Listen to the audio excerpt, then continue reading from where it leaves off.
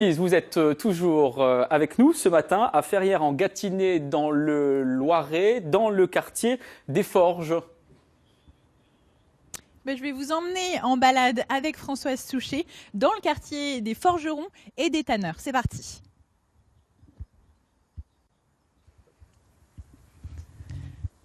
Alors Françoise, on démarre cette balade ici, place du Mar 3, c'est ça? Tout à fait, nous avons quitté l'enceinte de l'abbaye pour rentrer maintenant dans le village de Ferrières où nous avons le chœur, place du Mar 3, l'ancienne place du Pilori, et le quartier artisanal qui est là en fait depuis le 14e ou 15e siècle.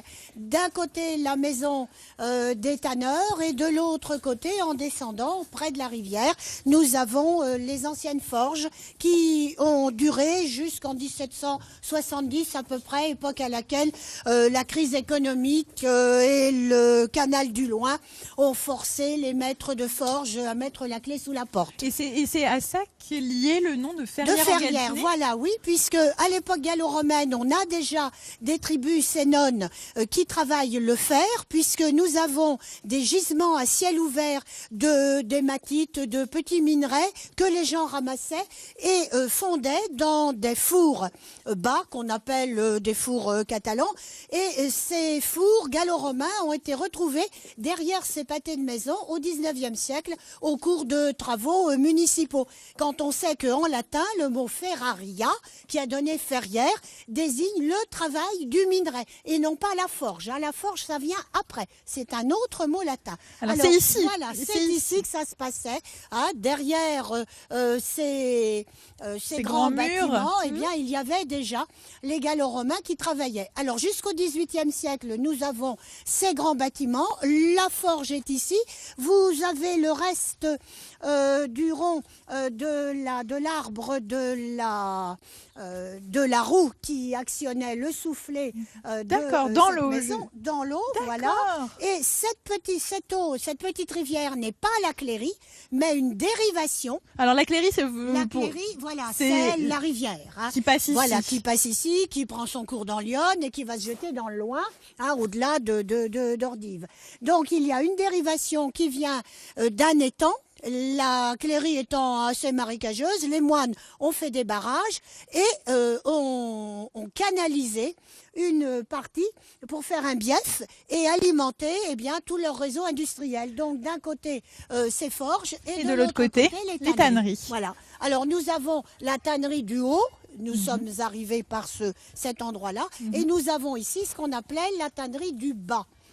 Et en sachant que cette dérivation passe sous les maisons, sous les cours, puisque ça permettait aux tanneurs d'avoir sans problème l'eau pour nettoyer les pots. Voilà. D'accord. Et ces maisons sont encore habitées, il y a de l'eau qui passe en dessous. Voilà, il y a de l'eau qui passe. Ce sont de grosses maisons de notables qui ont été soit rachetées, soit gardées par les descendants des tanneurs du 15e et du 16e siècle. D'accord. On va continuer par là-bas, il y a un petit chemin, je suis sûre qu'il y a d'autres belles choses à voir. Tout à fait, il y a un tout petit chemin qui va déboucher sur une placette qu'on appelle la place de la pêcherie. Alors voilà cette place de la pêcherie. Alors ça veut dire quoi, place de la pêcherie? Eh bien, ce sont les Ferriérois qui ont donné ce nom à cette place dès le cadastre de Napoléon, tout simplement parce qu'on pensait qu'au Moyen-Âge, les moines avaient fait des vannes pour récupérer le poisson, soit pour leur consommation, soit pour vendre. Ici? Alors, ici, voilà. En plus de ça, donc cette eau de dérivation, on est toujours sur la petite rivière de dérivation qui vient de la tannerie qu'on appelle tannerie du Bas.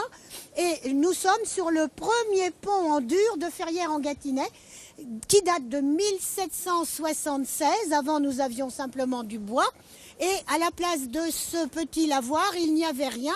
Il n'y avait que des bâtiments de tanneurs, puisque nous avons en face le moulin à temps. C'est le seul que nous ayons dans le centre-ville et qui était destiné à moudre les écorces de chêne qui venaient de la forêt de Montargis pour pouvoir s'occuper des pots. Voilà. Et là, on poursuit, en fait, je dirais, dans le quartier avec d'autres artisans, cette rue de la pêcherie. Voilà. Là, on avait quoi, des commerçants?